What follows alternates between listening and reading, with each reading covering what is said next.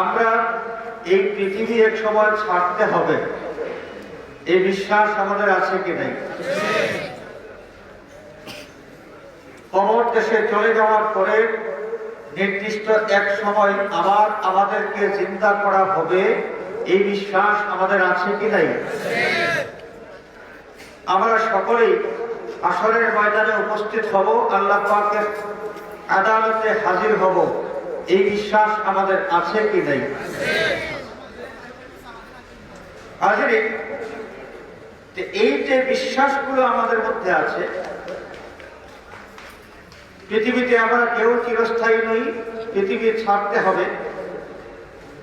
পৃথিবী ছেড়ে চলে যাওয়ার পরে আমাদের আরো একটা জীবন শুরু হবে, আবার আমাদেরকে পুনর্জীবিত করা হবে। আবার পুনর্জীবিত হওয়ার পরে আল্লাহ রাব্বুল আলামিনের আদালতে আমাদের হাজির হওয়া লাগবে। এই বিশ্বাসী আমরা যারা আছি, আমাদের সকলের জন্য আল্লাহ রাব্বুল আলামিনের পক্ষ থেকে একটা নির্দেশনা আল্লাহ সুবহানাহু ওয়া তাআলা ডাক দিয়ে বলছেন, ইয়া আইয়ুহাল্লাযীনা আমানুত্তাকুল্লাহ। ওরে ঈমানদারেরা, ঈমানদার কারা? এই আমরা যারা এই বিশ্বাস নিয়ে আছি। আল্লাহ রাসূলের বিশ্বাস তো আমাদের আছেই, মরণের বিশ্বাস আছে, মরণের পরে পুনর্জীবনের বিশ্বাস আছে, আখিরাতের বিশ্বাস আছে। আমাদের জন্য আল্লাহ রাব্বুল আলামিনের এই আহ্বান, ইয়া আইয়ুহাল্লাযীনা আমানু, এই বলে আল্লাহ পাক আমাদেরকে ডাক দিয়েছেন। মুফাসসিরিনে কেরাম বলেন, কোরআনে কারীমের মধ্যে বিভিন্ন ভাষায় আল্লাহ পাক মানুষকে আহ্বান করেছেন। এর মধ্যে ইয়া আইয়ুহাল্লাযীনা আমানু বলে যত জায়গায় আল্লাহর পক্ষ থেকে আহ্বান এসেছে, এই ডাকটা আল্লাহর পক্ষ থেকে বিশেষ মহব্বতের ডাক। চিৎকার করে বলি সুবহানাল্লাহ। ইয়া আইয়ুহাল্লাযীনা আমানু, ওরে ঈমানদারেরা, মহব্বতের ডাক দিয়ে আল্লাহ পাক একটা নির্দেশনা আমাদের জন্য জারি করলেন, সেটা হলো ইত্তাকুল্লাহ, তোমরা আল্লাহকে ভয় করো। আমি যদি প্রশ্ন করি আল্লাহর ভয় আমাদের মধ্যে আছে কি নাই, জবাবটা কি আসবে? আল্লাহর ভয় আছে। আল্লাহর ভয় যদি আমাদের মধ্যে থাকে, আমরা প্রত্যেকে একটু আত্মসমালোচনা করি, নিজের আমল নিয়ে নিজে চিন্তা করি। আল্লাহর ভয় আছে বলেই আমি নামাজ পড়ি, নামাজ আদায় করি। কারণ নামাজ তরক করলে আল্লাহ পাকের শাস্তি আমাকে গ্রাস করবে, আল্লাহর পক্ষ থেকে আসা সেই মর্মন্তুদ শাস্তি আমাকে ভোগ করতে হবে। আবার এই নামাজি ব্যক্তি আমি মাঝে মাঝে মিথ্যা কথা বলি। আল্লাহর ভয় আছে বলেই আমি রোজা মাসে রোজা রাখি, আবার রোজা মুখে নিয়ে মানুষের গীবত করি। হয় কি হয় না? আল্লাহর ভয় আমার মধ্যে আছে বলেই আমি 5 ওয়াক্ত নামাজ আদায় করি। যখন আযান হয়, আযান শোনার সাথে সাথে আমি দোকান বন্ধ করে মসজিদের উদ্দেশ্যে চলে যাই। আবার নামাজ আদায় করার পরে যখন ব্যবসা শুরু করি, আমার ব্যবসার মধ্যে মানুষকে ঠকাইয়া আমি ব্যবসা করি। এই ধরনের ভয় কি হয় না? থেকে কি বোঝা গেল? আল্লাহর ভয়ে নামাজ পড়লাম, নামাজ না পড়লে দুজকে জ্বলতে হবে, সেই শাস্তি আল্লাহর পক্ষ থেকে দেওয়া, সেই শাস্তির ভয়ে নামাজ আদায় করলাম। গীবত করলে আল্লাহ পাক কি শাস্তি দেবেন না? গীবত করা হালাল না হারাম? আরো জোরে বলেন, গীবত করা হালাল না হারাম? হারাম। গীবত করা হারাম। তো হারাম কাজটা যখন করি, তখন আল্লাহর ভয় কি আমাদের মনের মধ্যে জাগ্রত হয় না? আর জাগ্রত যদি হয়েই থাকে, তাহলে কি করে আমরা গীবত করতে পারি, কি করে আমরা হারাম কাজ করতে পারি? আল্লাহ পাক আমাদের জন্য এই ঘোষণা দিলেন, বান্দা তোমরা আমাকে ভয় করো। একটু করবে আর একটু করবে না এমন নয়, আমার দাবি হলো তোমাদের তোমাদের কাছে আমার কঠোর নির্দেশ হলো তোমাদের প্রতি, সেটা হলো ইত্তাকুল্লাহা হাক্কা তুকাতিহি, পরিপূর্ণরূপে উত্তম রূপে আমাকে তোমরা ভয় করো। পরিপূর্ণ রূপে যদি আল্লাহ পাককে ভয় করতে হয়, তাহলে আল্লাহ শাস্তির ভয়ে যেভাবে নামাজ পড়ি, আমরা নামাজ তরক করি না, ঠিক সেভাবে আল্লাহর ভয়ে আমাকে গীবত পরিত্যাগ করতে হবে। আল্লাহর ভয়ে যেভাবে আমি রোজা রাখি, ঠিক তেমনি ভাবে আল্লাহর ভয়ে মানুষ ঠকাইয়া ব্যবসা করা আমাকে ছাড়তে হবে। আল্লাহর ভয়ে যেমনি ভাবে আমরা যাকাত দেই, ঠিক তেমনি ভাবে আল্লাহর ভয়ে মানুষের হক আত্মসাৎ করা থেকে আমাদেরকে নিজে বাঁচায় রাখতে হবে। আল্লাহ রাব্বুল আলামিন এই যে নির্দেশনা জারি করলেন, আমাকে ভয় করার মতো করো, এই ভয় করার মতো করতে হলে আমাদের কি করা লাগবে? আমি আরেকটা প্রশ্ন আপনাদের সামনে করি। জাতিগত ভাবে, ভৌগোলিক দিক থেকে নয়, আকীদাগত ভাবে আমাদের পরিচয় কি? আমরা মুসলমান। আমরা কি মুসলমান?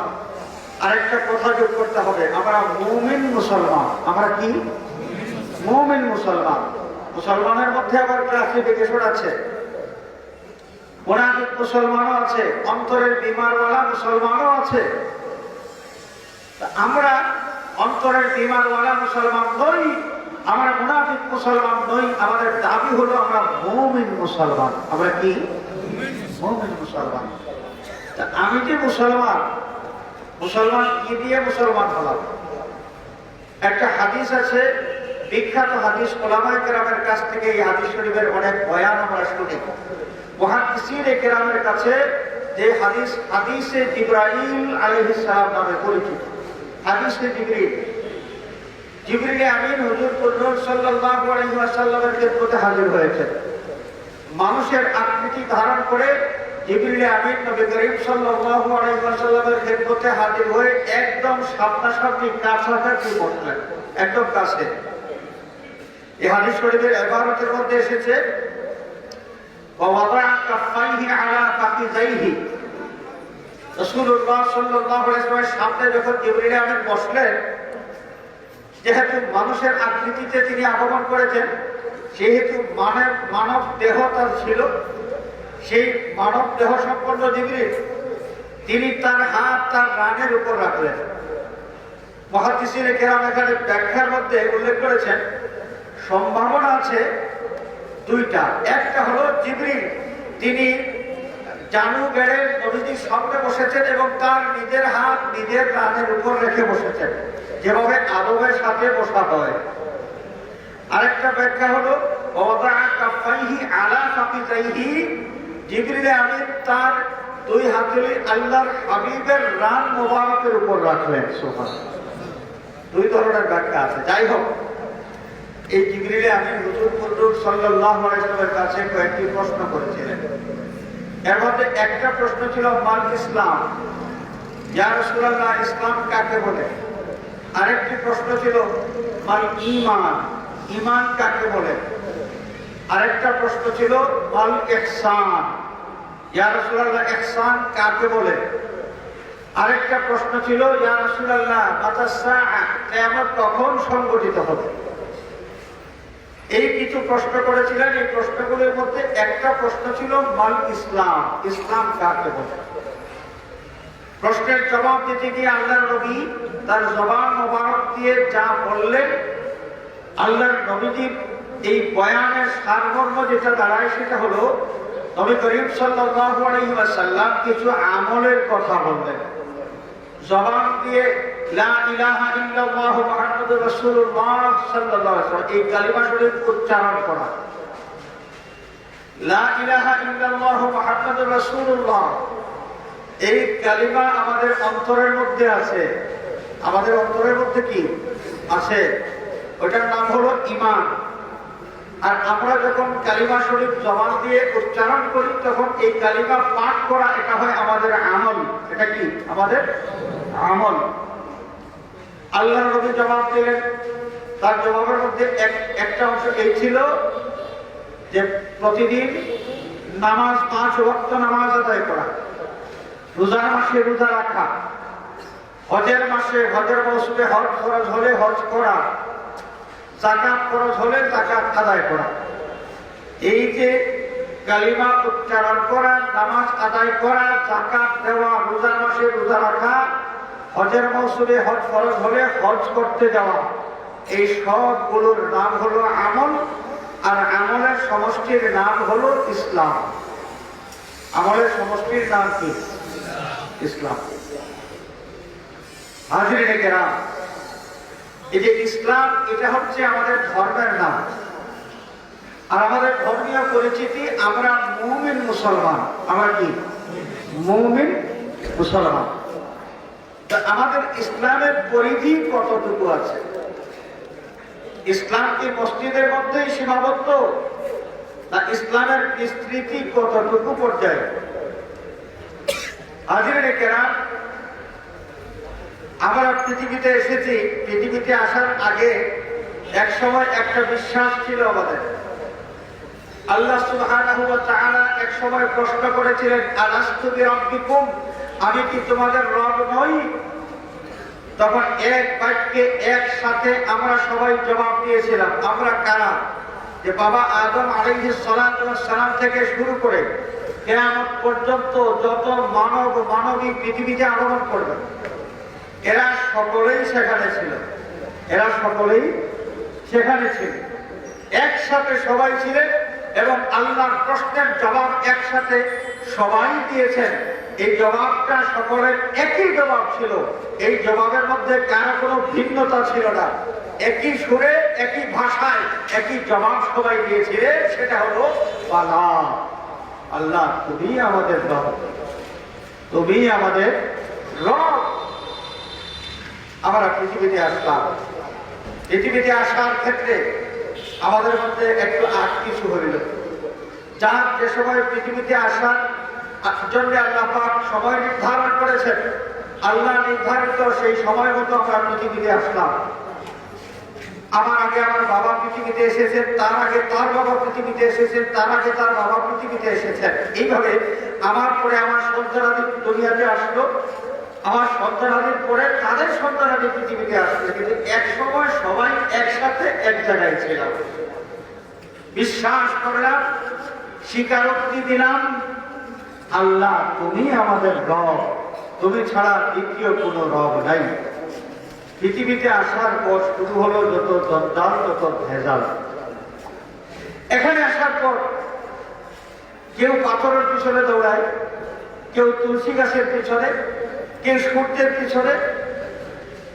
এই ধরনের অনেক জঞ্জাল শুরু হয়ে গেল। দেখা গেল পৃথিবীতে আসার পর রবের স্বীকারোক্তি যেটা আগে দেওয়া হয়েছিল, এখানে আসার পর সেই স্বীকারোক্তির সাথে আর কোনো মিল পাওয়া যাচ্ছে না, অনেক বেশ কম হয়ে যাচ্ছে। হাজিরিনে কেরাম, তো আমি এখানে অন্য যারা আছে তাদের কথা বাদ দিলাম।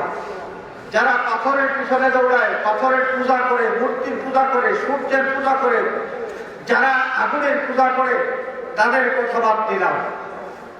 আমরা যারা কালিমা উচ্চারণ করি এবং অন্তরের মধ্যে যে কালিমা ধারণ করি, লা ইলাহা ইল্লাল্লাহ মুহাম্মাদুর রাসূলুল্লাহ সাল্লাল্লাহু আলাইহি ওয়াসাল্লাম, আল্লাহ ছাড়া আমাদের দ্বিতীয় কোনো মাবুদ নাই, দ্বিতীয় কোনো ইলাহ নাই। এই বিশ্বাসটা আমরা যারা করলাম, এবারে আসেন বাস্তবতার নিরিখে আমাদের বিশ্বাস নিয়ে আমরা একটু চিন্তা করব। মাবুদ কে এবং মাবুদের হক তার বান্দার উপর কি, এটা প্রথমে চিন্তা করি। মাবুদ কাকে বলা হয়? মাবুদ হচ্ছে ইলাহ বা মাবুদ হচ্ছে সেই মহান সত্তা যিনি তার বান্দাবান্দির প্রয়োজনে যখন যা কিছু প্রয়োজন হয় তখন তা সরবরাহ করতে পারেন, দিতে পারেন। তিনিই হচ্ছেন মাবুদ। তিনি হচ্ছেন কি? মাবুদ। বান্দা যা চাইবে তার চাওয়াটা ন্যায় হোক আর অন্যায় হোক। কিছু অন্যায় চাওয়াও তো আছে। মানুষ আল্লাহর কাছে চেয়েছে কিন্তু চাওয়াটা অন্যায় ছিল। ফেরাউন খোদাই দাবি করার পরে আল্লাহ রাব্বুল আলামিনের কাছে চেয়েছিল যে আল্লাহ, আমি কি করবো, একটা শখ করে ফেলেছি, আমি খোদাই দাবি করেছি, এখন জনগণের সামনে আমাকে তুমি বেইজ্জত করো না। আল্লাহর কাছে এটা চেয়েছিল, আল্লাহ রাব্বুল আলামিন তার বলিয়ান কবুল করেছিলেন। যে ফেরাউন এই পৃথিবীতে 600 বছরের হায়াত লাভ করেছিল, এই 600 বছরের মধ্যে 400 বছর সে মিশরের বাদশাহী করেছে। 600 বছরের দীর্ঘ জীবনে সর্দি কাশির মতো কোনো সাধারণ রোগ বলাই তার হয় নাই। সেই ফেরাউন খোদাই দাবি করলো। আচ্ছা বলেন, এই দাবিটা তার ন্যায় না অন্যায় দাবি? অন্যায় দাবি, কিন্তু সে আল্লাহর দরবারে এটা করেছে, আল্লাহর দরবারে অন্যায় দাবি করেছে। সে তীর নিক্ষেপ করেছিল। যখন মানুষ তাকে খোদা মানতে নারাজ, যে আসমানের মালিক জমিনের মালিক যিনি, সেই আল্লাহ, সেই সৃষ্টিকর্তা, আমাদের রব, আমাদের খোদা, তোমাকে খোদা মানি না, তখন ফেরাউন ক্ষিপ্ত হয়ে সে বলেছিল, তোমাদের খোদাকে আমি শেষ করে দেব, তোমাদের খোদাকে শেষ করে দেব। রাতের অন্ধকারে আল্লাহর কাছে সেজদায় পড়ে গেল, চোখের পানি ছাড়লো যে আল্লাহ কি করবো, দাবি করে ফেলেছি, আমাকে বেজ্জত করো না। আল্লাহ রাব্বুল আলামিন তার ফরিয়াদ কবুল করলেন। পরদিন যখন তীর নিক্ষেপ করলো, আল্লাহ জিবরিল আমিনকে ডাক দিলেন, জিবরাইল তাড়াতাড়ি দাও, তীরটাকে ধরো। তীরকে ধরে মাছের কলিজা রক্ত দিয়া ওটার মাথা রাঙিয়ে দাও। তীরের মাথা রাঙিয়ে দেওয়া হলো, তীরটা ছেড়ে দেওয়া হলো। যখন জমিনে আসলো, দেখা গেল তীরের মাথা লাল। ফেরাউন তীরটা হাতে নিয়ে জনগণকে দেখে গেলে, তোমরা দেখো, তোমরা যেই খোদার জন্য আমাকে খোদা মানতে নারাজ ছিলে, দেখো দেখো তোমাদের সেই খোদাকে আমি শেষ করে দিয়েছি।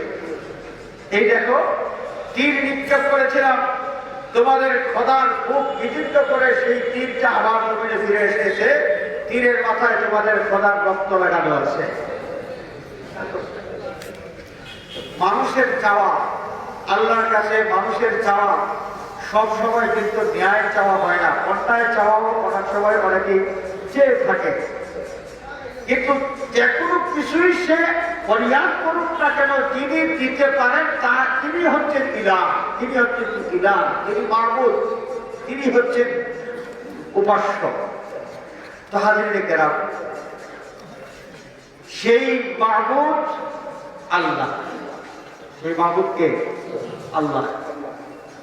যখন যার কিছু প্রয়োজন, সব কিছু তিনি সরবরাহ করতে পারেন, একমাত্র সত্তা তিনি হচ্ছেন আল্লাহ রাব্বুল আলামিন। সুবহানাল্লাহ।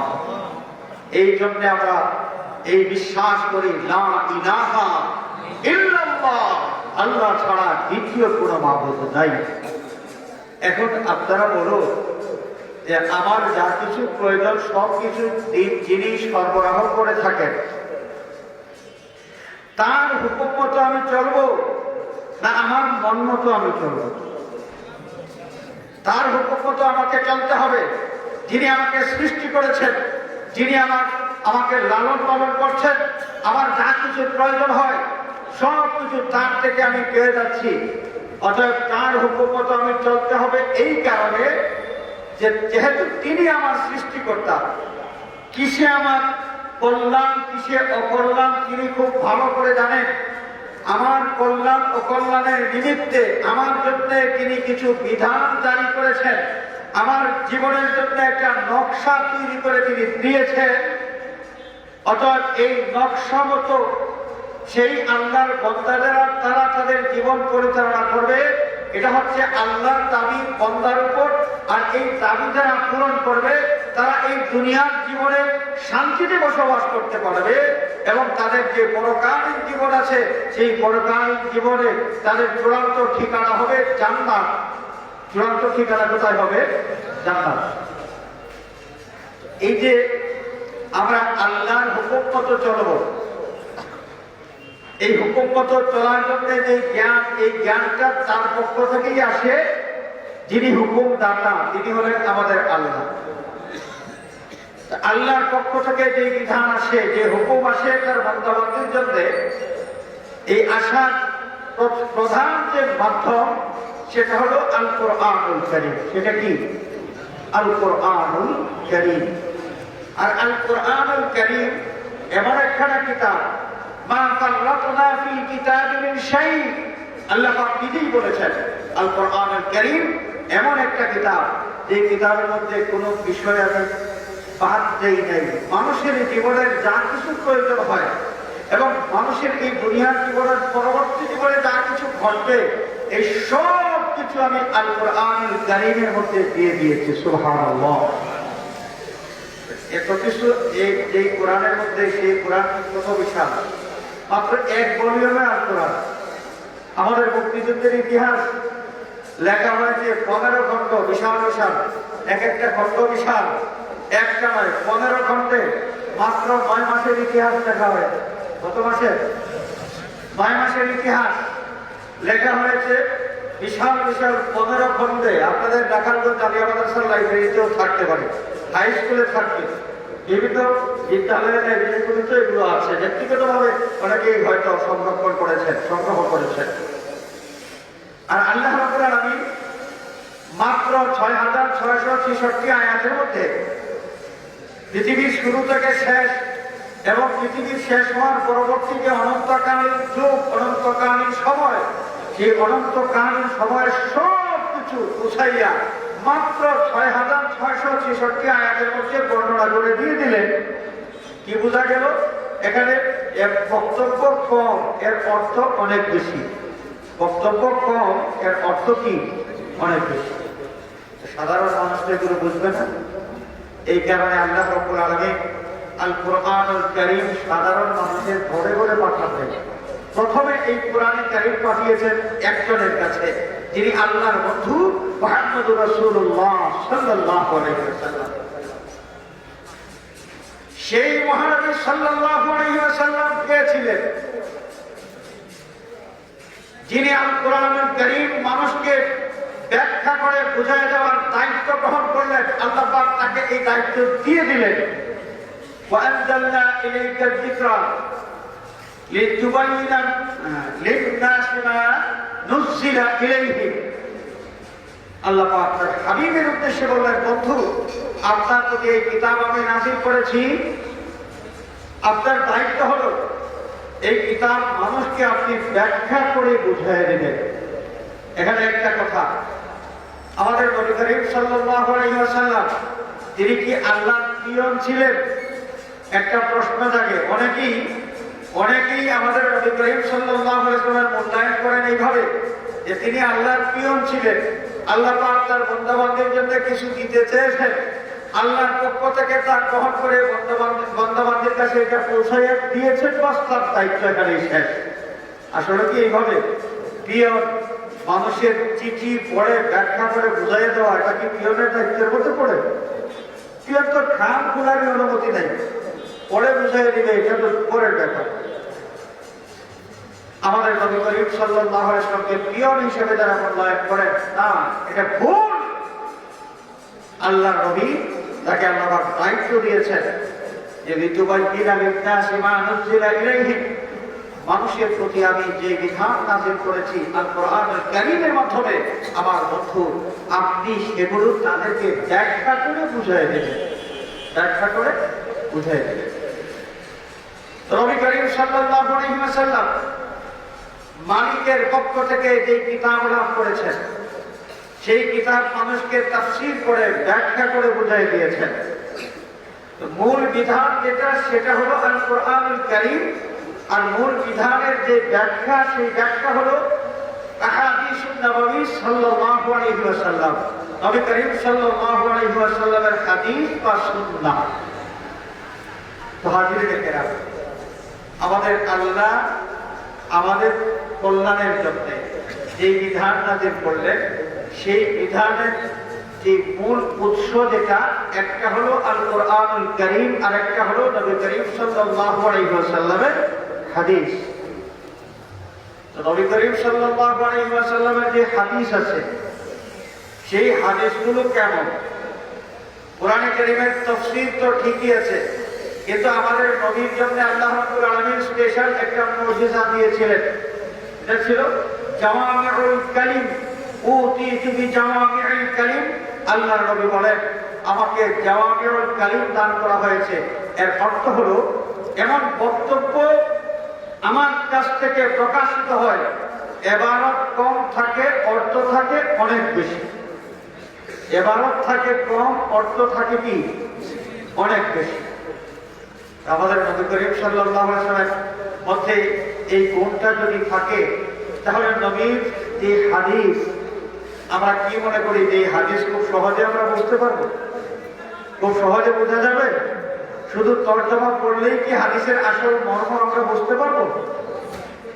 হাজিরিন, আপনি যদি বলেন, আপনি যদি একটা প্রশ্ন করেন, সেই প্রশ্নটা হলো যে যদি ভালো মালের সাথে পচা মাল ঢুকাইয়া কাস্টমারের কাছ থেকে ভালো মালের দাম আদায় করা যায়, মানে পচা মাল, এই পচা মালের দামটাও ভালো মালের দাম হিসেবে আদায় করা যায়, তাহলে এই ব্যাপারে নবীর কোনো হাদিস আছে কিনা? হাদিসের আলোকে এটা বৈধ না অবৈধ, হালাল না হারাম, যদি আপনি প্রশ্ন করেন, আমাদের নবী করিম সাল্লাল্লাহু আলাইহি ওয়াসাল্লাম কম কথায় একটা উত্তর দিয়ে রেখেছেন। যে বক্তব্য কম, কিন্তু বক্তব্যের ব্যাখ্যা অনেক বেশি। নবীজি ছোট্ট করে বক্তব্য দিয়েছেন যে কুল্লু বাইইন ফীহি গারারুন ফাহুয়া হারাম। সহিহ মুসলিম শরীফের হাদিস।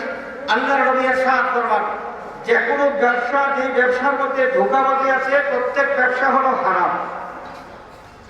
যে কোনো ব্যবসা, যে ব্যবসার মধ্যে কি আছে, ধোঁকাবাজি আছে, প্রত্যেকটা ব্যবসা কি হারাম। এখন এই হাদিসের নিরিখে আপনি চিন্তা করেন, পচা মাল ঢুকাইয়া যেভাবে কাস্টমারকে ধোঁকা দেওয়া হয়, ওজনের মধ্যে কম দিয়াও কাস্টমারকে কি দেওয়া হয়, ধোঁকা দেওয়া হয়।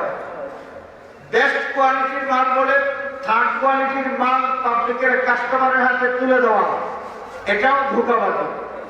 অতএব ধোঁকাবাজি যত প্রকারের আছে, কোনো ব্যবসার মধ্যে যে কোনো প্রকারের ধোঁকাবাজি যদি পাওয়া যায়, আল্লাহর নবী কম কথায় এই প্রশ্নের জবাব দিয়েছেন। আপনি যদি প্রশ্ন করেন এটা হালাল না হারাম, নবীজি তার এই সংক্ষিপ্ত করার উত্তর দিয়ে রেখেছেন যে কুল্লু বাইইন ফীহি গারারুন ফাহুয়া হারাম। যে কোনো ব্যবসা যার মধ্যে ধোঁকাবাজি আছে, এই ব্যবসা কি হারাম। আমার যে কথাটা আমি আপনাদের মধ্যে আলোচনা করতে চাই, যে কোরআন শরীফ, হাদিস শরীফ, এগুলো আমরা পাইলাম, এগুলো পাইয়া তারপর আমাদের মানতে হবে কি হবে না? এই কোরআন হাদিস মেনে চলা, যারা মেনে চলে তাদের পরিচয় হলো তারা মুসলমান। আল্লাহর কালাম আল কোরআনুল কারীম আর রাসূলুল্লাহ সাল্লাল্লাহু আলাইহি ওয়াসাল্লামের কালাম হাদিস শরীফ, সুন্নাতে নববী এর অনুসরণ করে যারা চলে, এদের নাম হলো মুসলমান। মুসলমান আমরা এই কোরআন আর হাদিস মেনে চলব কতক্ষণ? ইসলাম এটা হচ্ছে আমাদের ধর্ম। ইসলাম এটা কি আমাদের ধর্ম, যেটাকে দ্বীন বলা হয়, যেটাকে কি বলা হয়, দ্বীন বলা হয়। আমাদের মনে রাখতে হবে, এই পরিচয়টা নিয়ে যদি আমরা কবরে যাইতে পারি, তাহলে কবরের কয়েকটা প্রশ্ন আছে, এই প্রশ্নের জবাব দিয়ে আমরা ছাড়া পাবো, তাহলে আমাদের মুক্তির কোনো উপায় নেই। কবরে যাওয়ার পরে কয়েকটা প্রশ্ন হবে, আমরা সকলেই জানি। এর মধ্যে একটা প্রশ্ন হলো মান রব্বুকা, আরেকটা প্রশ্ন হলো ওমা দীনুকা, আরেকটা প্রশ্ন হলো ওমা তাকুলু বিহাযার রাজুল আল্লাযী তারাহু। তুমি যাকে দেখতে পাচ্ছ তিনি কে, তার ব্যাপারে তোমার বক্তব্য তুমি পেশ করো। আমাদের নবীকে দেখাইয়া সেই খবরের মাইয়িতকে বলা হবে মা তাকুলু বিহাযার রাজুল আল্লাযী তারাহু। তুমি যাকে দেখতে পাচ্ছ তিনি কে, তার ব্যাপারে তোমার বক্তব্য তুমি পেশ করো। হাজিরে কেরাম, তো দ্বীন যেটা, এই দ্বীনের উপর আমাদের অবিচল অটল থাকতে হবে। এখন দ্বীন বলতে কি বোঝায়? দ্বীন বলতে কি বোঝায়? হাজিরে কেরাম, আমি দ্বীন বলতে কি বোঝায় এটা বলার আগে আমরা যেটা ধর্ম কর্ম যেটা বলতে যা বুঝি, দিনদারি বলতে যা বুঝি, আমরা মনে করি 5 ওয়াক্ত নামাজ পড়লাম, রোজার মাসে রোজা রাখলাম, হজ খরচ হলে হজে গেলাম, যাকাত ফরজ হলে যাকাত দিলাম, কোরআনে কারীম তেলাওয়াত করলাম, তাসবিহ তাহলিল করলাম, কিছু তাহাজ্জুদের নামাজ পড়লাম, আওয়াবিনের নামাজ পড়লাম, ইশরাকের নামাজ পড়লাম, চাষের নামাজ পড়লাম, বাস আমি পাক্কা দিনদার। পাক্কা দিনদার হইতাম যদি আমার দিনটা এই পর্যন্ত সীমাবদ্ধ থাকতো। আমাদের ইসলাম ধর্ম অনুষ্ঠান সর্বস্ব কোনো ধর্ম নয়। দিন বা ধর্ম বলতে কি বোঝায় আমরা এই বিষয়টা আগে বুঝে নেওয়ার চেষ্টা করি। প্রতিটি মানুষের দুনিয়ার জীবনের শান্তি এবং আখিরাতের নাজাতের জন্য জীবন পরিচালনার, জীবন যাপনের যে নকশা আল্লাহ রাব্বুল আলামিনের পক্ষ থেকে এসেছে, এর নাম হলো দ্বীন। আমি আবারও বলছি, দুনিয়ার শান্তি এবং আখিরাতের নাজাতের জন্য একজন মানুষের কাছে, মানুষের জীবন যাপনের জন্য আল্লাহর পক্ষ থেকে যে নকশা এসেছে, সেই নকশার নাম হলো দ্বীন। সেই নকশার নাম কি? দ্বীন। তাহলে দ্বীন আমার জন্ম থেকে কবর পর্যন্ত আছে কি নেই?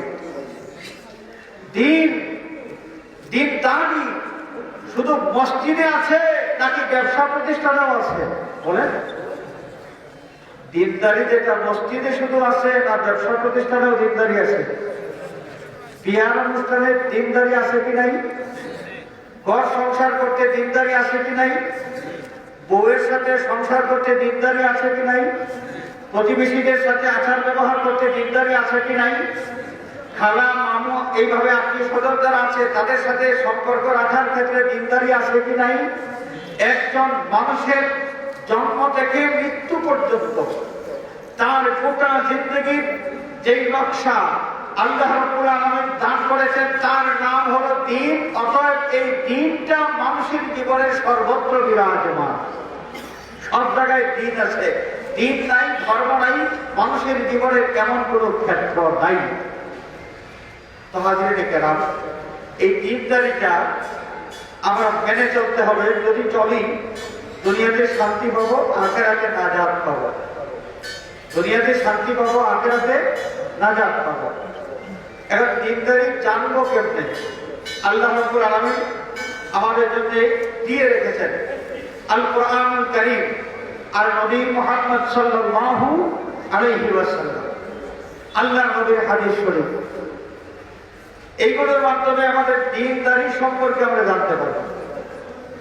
এখন দ্বীনদারি জানা, যেটা জানা কি কোনটা হালাল, কোনটা হারাম, কোনটা জায়েজ, কোনটা না জায়েজ, কার হক কি পরিমাণ, কার হক কি পরিমাণ, এটা যদি আমরা জানতে না পারি তাহলে আমাদের দ্বীনদারি, যেটা দ্বীনদারি কেমনে আমরা হাসিল করতে পারবো, অর্জন করতে পারবো। খুব সংক্ষিপ্ত একটা উদাহরণ আমি দেই। এমনিতে আপনার বন্ধু বান্ধবের সাথে আপনি যে ভাষায় কথা বলেন, আপনার মা বাবার সাথে সেই ভাষায় কি আপনি কথা বলতে পারবেন? পারবেন না। ভাষার মধ্যে কিন্তু বেশ কম আছে। যেখানে যেই ভাষা ব্যবহার করা দরকার সেই জায়গায় সেই ভাষা ব্যবহার করা, এটা আপনি জানবেন কেমন? এটা জানতে হলে সেই কোরআন হাদিস জানতে হবে। এখন কোরআন হাদিস জানার জন্য যদি সকলেই একসাথে ওই দিকে চলে যায়, তাহলে আমার দোকানদারি কে করবে? হাল চাষ কে করবে? হাল চাষ কে করবে? হাজির কেরাম, এই যে আমি দিনদারিও করবো, আবার ব্যবসাও চালাইতে হবে, আমি দিনদারিও করবো, আবার হাল চাষও করতে হবে, এই সব কিন্তু একসাথে কি করে হয়? আল্লাহ সুবহানাহু ওয়া তাআলা এই বিষয়টা আমাদের জন্য সহজ করে দিয়েছেন। আল্লাহ পাক জানিয়ে দিয়েছেন, ফালাউলা নাফারা মিন কুল্লি ফিরকাতিন মিনকুম তাইফাতুন লিয়াতাফাক্কাহু ফিদ-দীন ওয়া লিয়ুনযিরু কওমাহুম ইযা রাজাউ ইলাইহিম লাআল্লাহুম ইয়াহযারুন। আল্লাহ পাক বলেন, তোমাদের প্রত্যেকটা গোষ্ঠী থেকে কিছু লোক কেন যায় না যারা বাড়িঘর থেকে বের হয়ে কোরআন হাদিসের শিক্ষা গ্রহণ করবে, দ্বীনের শিক্ষা গ্রহণ করবে, লিয়াতাবাক্কাহু ফিদ্দীন, যারা দ্বীনের বা ধর্মের গভীর জ্ঞান অর্জন করবে। গভীর জ্ঞান অর্জন করার পরে ওই পণ্ডিত ব্যক্তিরা যখন তাদের এলাকার মধ্যে আসবে, তারা দ্বীন সম্পর্কে যা জানলেন, যারা ব্যবসার জন্য যাইতে পারে নাই তাদেরকে জানাবেন, যারা ক্ষেত খামারের জন্য যাইতে পারে নাই তাদেরকে দ্বীন জানাবেন, যারা দুনিয়া বিভিন্ন কাজের জন্য কোরআন হাদিসের পণ্ডিত হইতে যাইতে পারে নাই তাদেরকে ওই পণ্ডিতেরা দ্বীন জানাবেন।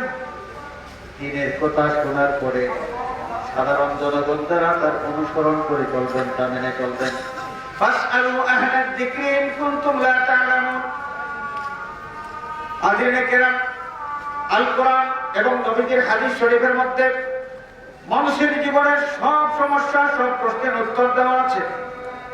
আপনি যদি বলেন আমি তো কোরআন হাদিস পড়তে জানি না, কোরআন হাদিসের কোনো জ্ঞান আমার নাই, আল্লাহ রাব্বুল আলামিন আপনার এই প্রশ্নের জবাব দিয়েছেন।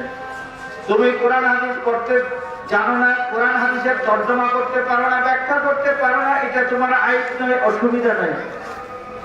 কিন্তু যারা জানে, ফাসআলু আহলাদ যিকরি, তাদের কাছ থেকে তুমি জেনে নাও কিভাবে তোমার নামাজ আদায় করতে হবে, কি করে তোমার উযু করতে হবে, কোন পদ্ধতিতে, কিভাবে কার সাথে ব্যবহার করতে হবে, কার অধিকার তোমার উপর কি পরিমাণ আছে, তোমার সম্পদের হক কিভাবে আছে, কার অধিকার তোমার সম্পদের উপর আছে। এই বিষয়গুলো কোরআন হাদিস থেকে তুমি নিজে উদ্ঘাটন করতে পারো না। কোরআন হাদিসের মধ্যে আছে, কিন্তু তুমি কোরআন হাদিসের তর্জমা জানো না, ব্যাখ্যা জানো না। আল্লাহ রাব্বুল আলামিন সহজ করে দিয়েছেন, ফাসআলু আহলাদ যিকরি, উলামায়ে কেরামের কাছ থেকে জেনে নিয়ে তুমি মেনে চলো, জেনে নিয়ে তুমি মেনে চলো। এবারে ছোট্ট একটা প্রশ্ন করি,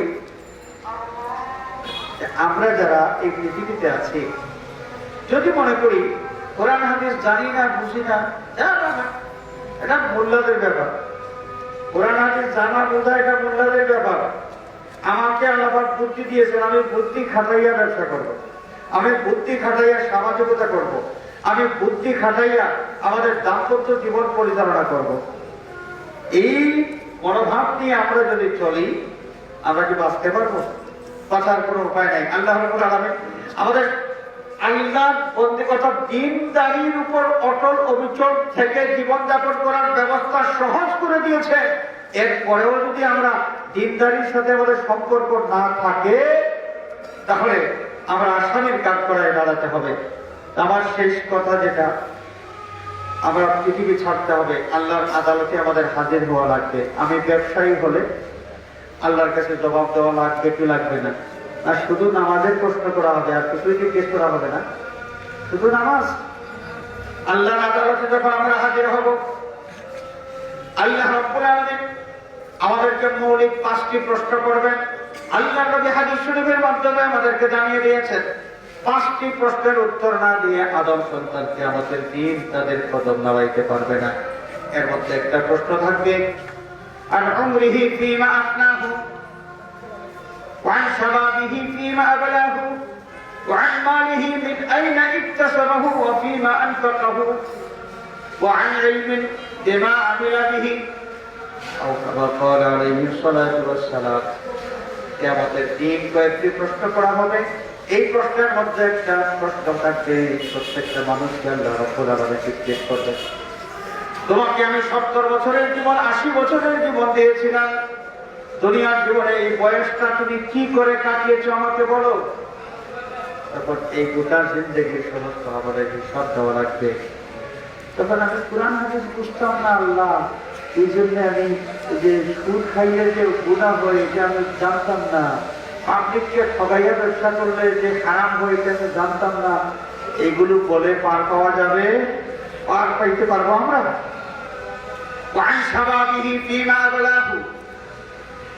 প্রত্যেকটা মানুষকে তার যৌবন কাল সম্পর্কে জিজ্ঞেস করা হবে, প্রশ্ন করা হবে। একটা মানুষ যৌবন কাল তার কিভাবে সে অতিবাহিত করেছে।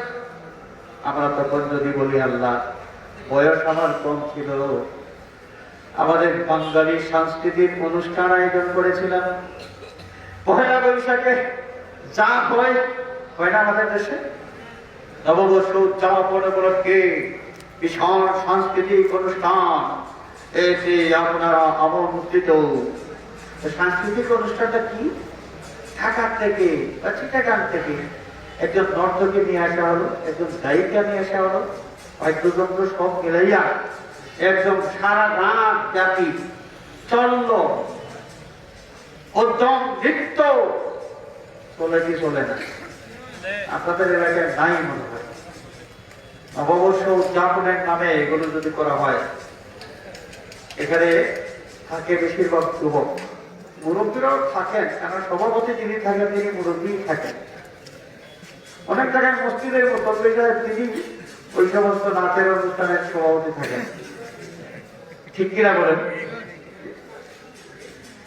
এখন যদি মানুষকে প্রশ্ন করা হয়, তোমার যৌবনকাল তুমি কিভাবে কাটিয়েছ,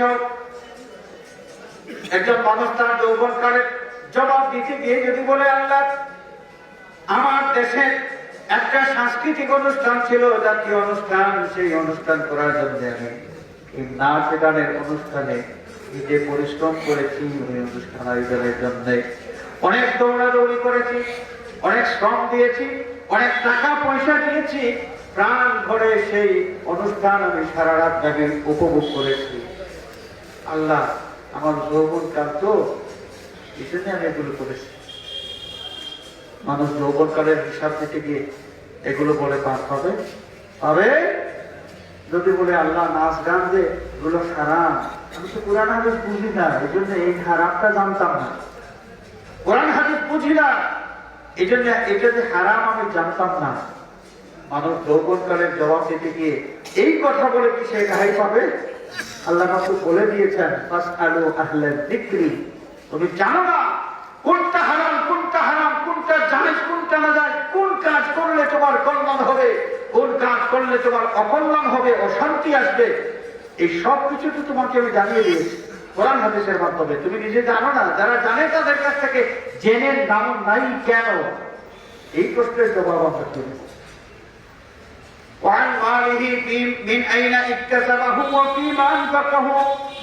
মানুষের সম্পদ সম্পর্কে প্রশ্ন করা হবে, আমার বান্দারে, পৃথিবীতে তুমি মিলিয়নার ছিলে, লাখপতি ছিলে, কোটিপতি ছিলে, এত সম্পদ তুমি কি করে কামাই করেছ? তখন এগুলোর জবাব দেওয়া লাগবে কি লাগবে না? ও মা, তাহলে তো এই যে সম্পদ অর্জনের যত কাজ আছে সেই জায়গায় কি আছে? জবাবদিহিতা আছে। ইসলাম কি বলে? ইসলাম কি কিছু বলে দিয়েছে আপনাকে কিভাবে আপনি ব্যবসা করবেন? আপনি কিভাবে ব্যবসা করবেন, কিভাবে হাল চাষ করবেন? ইসলাম আপনাকে এটা কোন পথটা সঠিক পথে হাল চাষ আর কোনটা বেঠিক পথে হাল চাষ, ইসলাম কি আপনাকে বলে দিয়েছে কি দেয় নাই? হালাল হারামের সব বিধান স্পষ্ট করে বলে দেওয়া হয়েছে। আল হালালু বাইয়িনুন ওয়াল হারামু বাইয়িনুন, কোনটা আপনার জন্য হালাল, কোনটা আপনার জন্য হারাম, ইসলাম আপনাকে স্পষ্ট করে বলে দিয়েছে। আপনি জানেন না, মানেন না, জানেন না, মানেন না, কিছু আপনি জানতে চান না। মুসলমানের বাচ্চা, আপনি মুসলমান, আমতুম বামতুম কুরআনতুম, দুনিয়ার হাবিজাবি আপনি জানেন, কিন্তু লা ইলাহা ইল্লাল্লাহু মুহাম্মাদুর রাসূলুল্লাহ, এই তিন কথার একটা কালিমা আপনি শুদ্ধ করে উচ্চারণ করতে পারেন না। আপনি মুসলমানের বাচ্চা, আপনি দুনিয়ার সব গানের, হিন্দি গান এক গানে 5টা 10টা আপনার মুখস্থ আছে, সিনেমার ডায়লগ আপনি বলতে পারেন, কোন অভিনেতা কিভাবে ডায়লগ দেয় তাও আপনি বলতে পারেন। জানাজার নামাজের কাতারে দাঁড়াইয়া ইমাম সাহেবকে আপনার বলতে হয়, ইমাম সাহেব জানাজার নিয়মটা একটু বলে দেন। মুসলমান, আপনার লজ্জা করে না? জানাজার কাতারে দাঁড়াইয়া আপনি বলেন জানাজার নিয়তটা বলে দেন। মুসলমান, আপনার মধ্যে লজ্জা যদি থাকতো তাহলে এই নিত্য প্রয়োজনীয় একটা বিষয়, এটা কি আপনি শিখতে পারবেন না? দুনিয়ার সবকিছুই তো শিখলেন, এটা শিখতে পারবেন না কেন? আমি বলি আমার জরিপ মতো, আমার ব্যক্তিগত জরিপ, এটা ভুল হইতে পারে, শুদ্ধ হইতে পারে।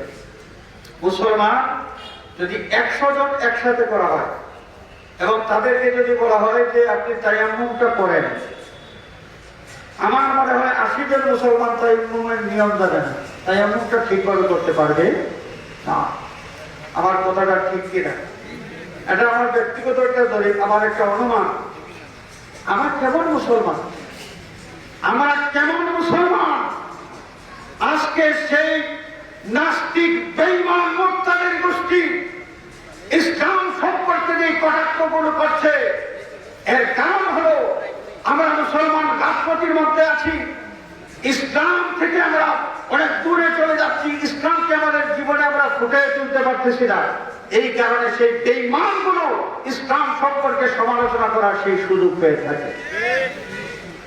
হাজিরের কেরাম, আসুন আর গাফলতি নয়, দ্বীনি শিক্ষার দরকার, আমাদের দ্বীনি শিক্ষার দরকার।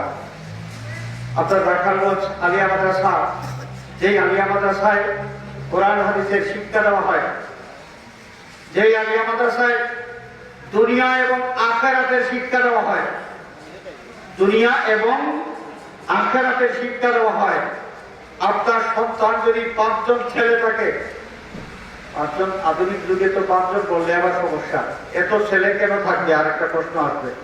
1 জন হইলে ভালো, আর 2 জনের বেশি হইলে তো অপরাধ। আপনার সন্তান যদি 2 জন থাকে, আমি চলে আসলাম বর্তমান হিসাব মতো, 2 জন সন্তান যদি থাকে, আপনি নিয়ম করেন অন্ততপক্ষে 1 জন সন্তান আমার পরিবার থেকে দ্বীনি শিক্ষায় শিক্ষিত হোক। আপনি যদি মাদ্রাসায় ইবতেদায়ী সেকশন পর্যন্ত তাকে পড়েন, ইবতেদায়ী সেকশন, তাহলে ইসলামের বুনিয়াদী যে শিক্ষাটা তার এর মধ্যে অর্জিত হয়ে যাবে। হারাম হারাম সম্পর্কে সে বুঝতে পারবে, জানতে পারবে। তারপর যদি মাধ্যমিক পর্যায় পর্যন্ত পড়ান, আপনার ছেলে আরো একটু বেশি জানতে পারবে। তারপর আপনি কলেজে দেন, বিশ্ববিদ্যালয়ে দেন, যেদিকে দেন সেটা আপনার ইচ্ছা। কিন্তু তার জীবনের ফাউন্ডেশনটা, মুসলমানের বাচ্চার ফাউন্ডেশন ইসলামী শিক্ষার মাধ্যমেই গঠিত হোক। যদি হয়, তাহলে অভিভাবক যারা আছেন, আল্লাহ রাব্বুল আলামিনের দরবারে একদিন অভিভাবকত্বের প্রশ্ন করা হবে। সেই দিন সেই প্রশ্নের উত্তর দিয়ে আমরা রক্ষা পাবো। আমরা বলতে পারবো যে আল্লাহ, আমার সন্তান তুমি দিয়েছো, তাকে দ্বীনি শিক্ষা শিক্ষিত করার জন্য আমি চেষ্টা করেছি। এই জবাবটা আমরা দিতে পারবো। দ্বীনি শিক্ষার প্রয়োজন আছে কি নাই আমরা কি বুঝলাম? আমরা আল্লাহর বান্দা, আল্লাহর হুকুমে চলবো, এবং আল্লাহর যত হুকুম তার বান্দাবান্দির জন্য, সব মানুষের কল্যাণের জন্যই। হালাল হারাম দুনিয়ার কোন মানুষ যদি না মানে, আল্লাহর কি যায় আর কি আসে? কোন অসুবিধা আছে? আল্লাহর কোনো ক্ষতি হবে? যে হালাল আর হারাম মেনে চললে মানুষেরই লাভ হবে, মানুষেরই কি হবে? লাভ হবে। মানুষের দুনিয়ার জীবন শান্তির জীবন হবে। আজকে সমাজে হিংসা, বিদ্বেষ, রাহাজানি, ছিনতাই, অমুক তমুকের সম্পদ আত্মসাৎ করতেছে, এই যে গ্যাঞ্জাম, ঠেলাঠেলি, মারামারি, মামলা, মোকদ্দমা, এইগুলো থাকতো না যদি মুসলমান দ্বীনি যে শিক্ষা আছে, দ্বীনি শিক্ষার আলো যদি আমাদের মধ্যে থাকতো, এবং দ্বীনদারি যদি আমাদের মধ্যে থাকতো, তাহলে আমাদের সমাজটা এই হিংসামুক্ত সমাজ হতো, সন্ত্রাস মুক্ত সমাজ হতো। পৃথিবীর আর কিছু দিয়ে সন্ত্রাস ঠেকানো যাবে না।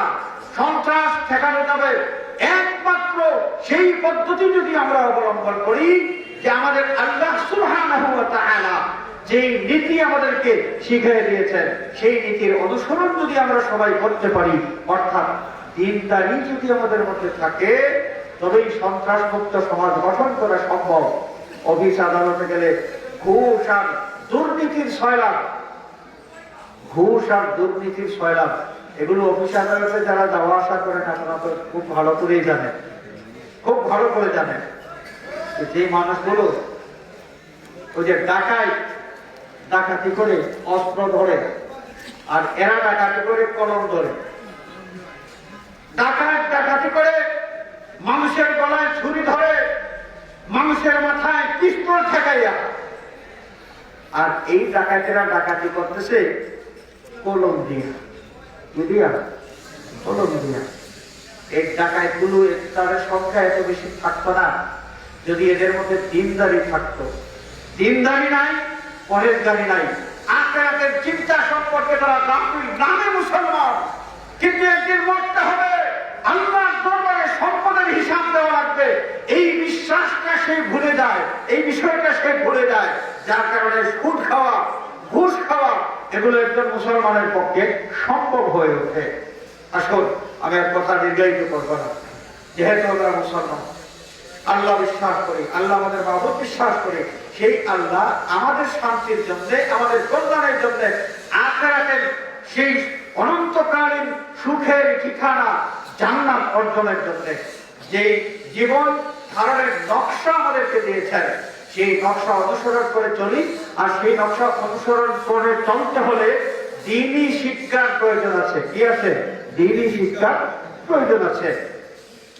আল্লাহ রাব্বুল আলামিন আমাদের সেই ঐতিহ্যবাহী রাখালগঞ্জ দারুল কোরআন ফাজিল ডিগ্রি মাদ্রাসাকে যেন কবুল করেন, সবাই বলি আমিন। এই মাদ্রাসার খেদমত গুজার মানুষ অনেকেই কবরের বাসিন্দা হয়ে গেছেন। আল্লাহ পাক তাদের কবরগুলোকে বেহেশতের বাগান যেন বানিয়ে দেন, সবাই বলি আমিন। এই গত বছর মাহফিলে এসে সম্ভবত আমি কমিশনার, জেলা পরিষদের কমিশনার নুরুল ইসলাম মিশন সাহেবের সাথে সাক্ষাৎ হয়েছিল এই স্টেজে। এই বছর আমি এসেছি ঠিকই, কিন্তু নুরুল ইসলাম মিশন সাহেব আর নাই। আমরা যারা আজকে এসেছি, আগামী বছরের মাহফিলে আমরা কতজন আসতে পারবো আমরা কেউ জানি না। অতএব আমাদের জীবনটা আমরা দিনদারির ভিতরে অতিবাহিত করি যেন আল্লাহ রাব্বুল আলামিন আমাদেরকে দুনিয়াতেও শান্তিতে রাখেন এবং আখিরাতের নাজাতের সেই ব্যবস্থাটা এই দুনিয়া থেকে আমরা যেন নিয়ে যেতে পারি। আল্লাহ পাক তৌফিক দান করুন, আমিন। ওয়া আখিরু দাওয়ানা আনিল হামদুলিল্লাহি রাব্বিল আলামিন। সাল্লাল্লাহু আলা সাইয়্যিদিনা মাওলানা ওয়া আলা আলিহি ওয়া আসহাবিহি ওয়া সাল্লাম। صلى الله على سيدنا ومولانا محمد وعلى آله وأصحابه وسلم. اللهم آمين. الحمد لله رب العالمين، والصلاة والسلام على سيد المرسلين وعلى آله وأصحابه أجمعين. اللهم اغفر لنا ولوالدينا، رب ارحمهما كما ربياني صغيرا، رب ارحمهما كما ربياني صغيرا. اللهم لا تقتلنا بغضبك ولا تهلكنا بعذابك، وعافنا قبل التأثير. اللهم لا تقتلنا بغضبك ولا تهلكنا بعذابك، وعافنا قبل ذلك. ربنا لا تؤاخذنا بسوء أعمالنا. اللهم لا تؤاخذنا بسوء أعمالنا، ولا تسلط علينا من لا يرحمنا في الدنيا والآخرة، وكف أيدي الظالمين عنا يا حفيظ احفظنا، ويسر أمورنا وحسن مرادنا، واصلح ذات بيننا، واهلك أعداءنا، واشفنا واشف مرضانا، واشفنا واشف مرضانا. ربنا تقبل منا إنك أنت السميع العليم. ربنا تقبل منا كما تقبلت من عبادك الصالحين المخلصين المخلصين. صلى الله على سيدنا محمد وآله وأصحابه أجمعين، والحمد لله رب العالمين. آمين آمين آمين.